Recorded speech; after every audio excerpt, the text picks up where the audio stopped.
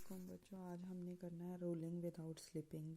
ठीक है, सबसे पहले इसको डिफाइन करना है। The rolling of an object across a surface in such a way there is no relative motion between object and surface of contact. For example, अगर ये हमारे पास एक सर्कुलर पार्टिकल है जो कि मूव कर सकता है किसी सरफेस के ऊपर, ठीक है, ये पॉइंट ऑफ कांटेक्ट है। पॉइंट ऑफ कांटेक्ट पे उन्होंने कहा है कि रिलेटिव मोशन नहीं होगी। रिलेटिव मोशन का मतलब है कि ये स्लाइड नहीं करेगा, सिर्फ यूँ रोल करेगा और एक टाइम में इसका सिर्फ एक पॉइंट ही इसके साथ जो है वो इन कांटेक्ट होगा। ठीक है, रोलिंग विदाउट स्लिपिंग एक एप्लीकेशन है किसी ऐसे ऑब्जेक्ट की जो कि ट्रांसलेशनल और रोटेशनल दोनों मोशन जो है वो परफॉर्म कर रहा है। ठीक है, उसके लिए हम कंसिडर कर लेते हैं एक जो है व्हील या सिलेंडर जो कि जिसका रेडियस आर है और लीनियर स्पीड के साथ फॉरवर्ड डायरेक्शन जब ऐसे ऐसे मूव करेगा तो वो आगे की तरफ भी मूव चुके कर रहा है, तो ट्रांसलेशनल मोशन भी वो परफॉर्म कर रहा है। लिहाजा वी उसकी ट्रांसलेशनल मोशन की स्पीड है। ठीक है, और ये विदाउट स्लिपिंग रोल कर रहा है। स्लिप करना यही है कि स्लाइड कर जाना इसके ऊपर। ठीक है, तो स्लिप नहीं कर रहा बल्कि रोल कर रहा है।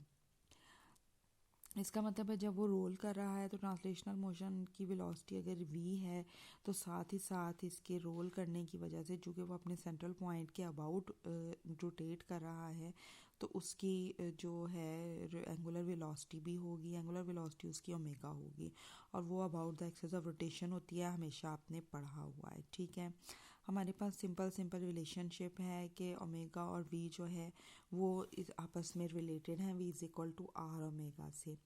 ठीक है, तो v is equal to r omega का मतलब है कि वी को हम इंक्रीज़ करेंगे अगर, तो ओमेगा जो है एंगुलर वेलोसिटी वो ज़्यादा इंक्रीज़ हो जाएगी। एज अ रिज़ल्ट जो सिलेंडर है वो ज़्यादा तेज़ी से रोल करेगा। ठीक है, तो हम रिलेशन एक फाइंड आउट करना चाह रहे हैं v और ओमेगा के दरमियान। उसके लिए हम देख रहे हैं कि r ये रेडियस है इस व्हील का या इस सिलेंडर का और फॉरवर्ड डायरेक्शन में v वेलोसिटी से मूव कर रहा है। लिहाजा अगर वो इनिशियल पॉइंट इसका ये वाला लिया जाए, after rolling through a distance translational x होगा और रोल हुआ है वो थीटा एंगल के अबाउट। ठीक है, अगर वो थीटा उसने एंगुलर डिस्प्लेसमेंट की है तो लीनियर उसका जो डिस्टेंस उसने कवर किया है वो है x। ठीक है, ये और x क्या है, लेंथ ऑफ आर के इक्वल है, यानी ये इसका जो ट्रांसलेशनल डिस्टेंस है।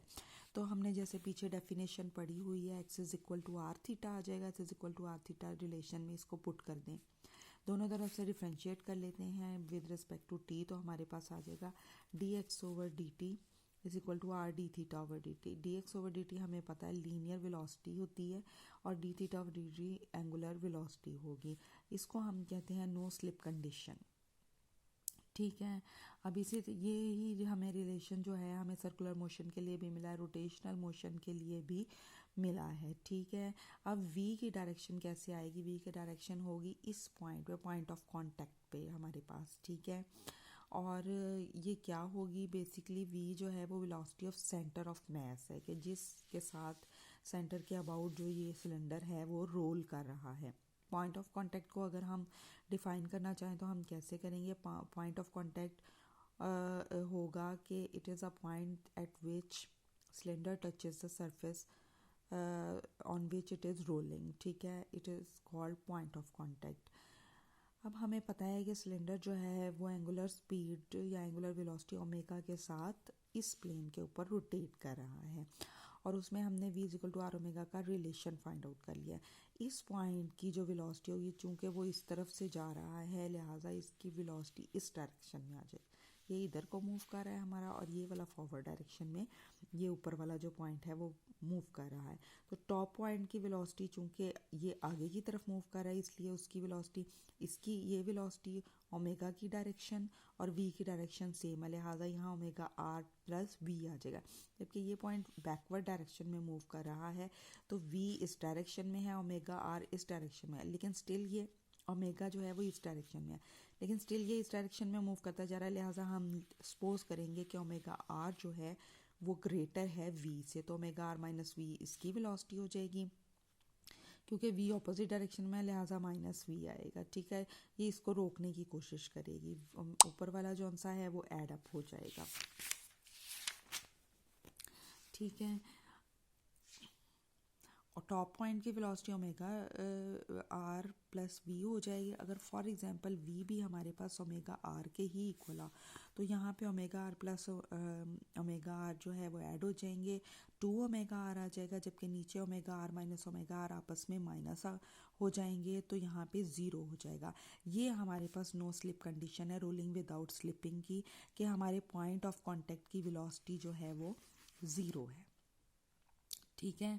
और चूँकि ये पॉइंट ऑफ कांटेक्ट की वेलोसिटी 0 है, तो इसकी ट्रांसलेशनल और कंबाइंड रोटेशनल मोशन की काइनेटिक एनर्जी क्या होगी, half M V square plus half I omega square है होती है की एडिशन है इसकी total kinetic energy. Total kinetic energy translational plus kinetic energy rotational के बराबर होगी।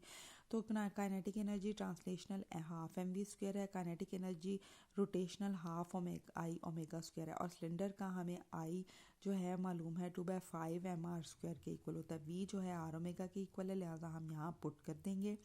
यहाँ पे half M R omega square R square omega square आ जाएगा। एम आर स्क्वायर जो है वो एक डिस्क का जो है रोटेशनल इनर्शिया ही होता है, ठीक है। तो हमारे पास जो है v is equal to v centre of mass हमारे पास अगर हो तो ये इसको ही कंसिडर करना या फिर ओमेगा को कंसिडर करना सफिशिएंट है।